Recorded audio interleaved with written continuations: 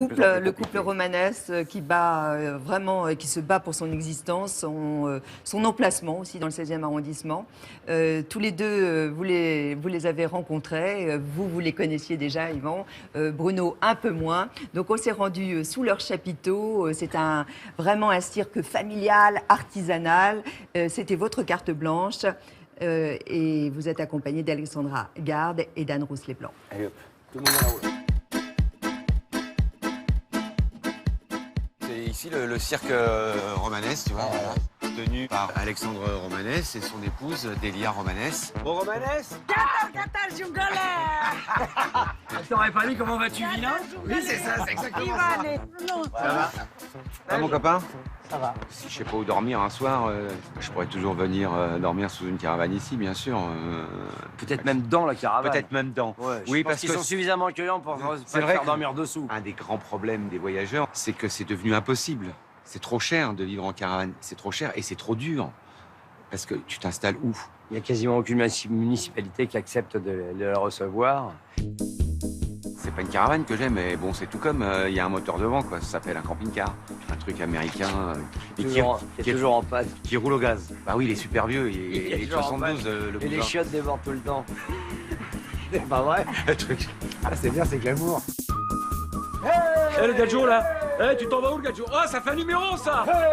Le grand cycliste argentin dans un numéro spécial des claquettes avec des pneus. Et ici, c'est du vrai cirque. Et du très bon cirque.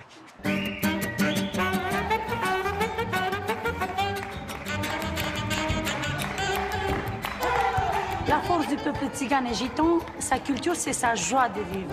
Et c'est ça, sa force. Ce qui m'impressionne le plus, c'est ça, moi. C'est les numéros d'Yali, la précision technique et en même temps la grâce, l'impression de la facilité. Moi, j'ai toujours trouvé ce qui était magnifique au cirque par rapport à d'autres arts du spectacle, c'est que tu peux pas te présenter devant un public tant que tu ne maîtrises pas ton numéro 1 et 2. Tandis qu'au théâtre, dans la musique, on en a vu, on ne veut citer aucun nom, mais des gens qui osent se lancer sur scène alors qu'ils ne savent pas chanter, qu'ils n'ont pas répété, qu'ils ne savent pas jouer et tout. Non, ils se reconnaîtront. Et j'espère qu'ils auront honte. J'en ai fait un petit peu, moi, au Gala de l'Union, et j'ai répété pendant 1 mois, tous les jours, La roue de la mort, pour arriver à un truc très basique, où je tenais juste dans la roue. C'est vrai que ce qui est très séduisant, c'est qu'on ne voit pas l'arrière-cuisine au cirque. On ne voit pas les heures, les journées, les dimanches, les jours fériés à répéter, à travailler. Ce que le public ne sait pas, c'est qu'une minute passée en piste, c'est en principe une année de travail. Et au cirque romanesque, tous les soirs, à 19h, les plus grands jongleuristes, avec les funambulistes, et aussi les trapézistes épiques. Lui, les tziganes de cœur, peut-être qu'il est même plus que moi, des fois. Va savoir.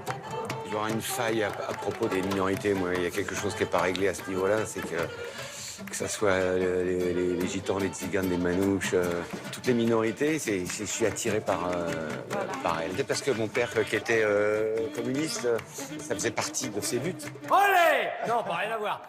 Nous, on est attaqués ici. Et il y a eu une manifestation avec 700-800 personnes qui criaient à mort les tziganes, des insultes. Ils ont mis le feu au chapiteau. Ils ont mis ils ont mis le feu au chapiteau aussi. Il y a une association qui prétend qu'on aurait mangé tous les chats. Ouais. Donc moi, je leur ai répondu dans la presse en disant « Vous avez raison » et on s'est régalé.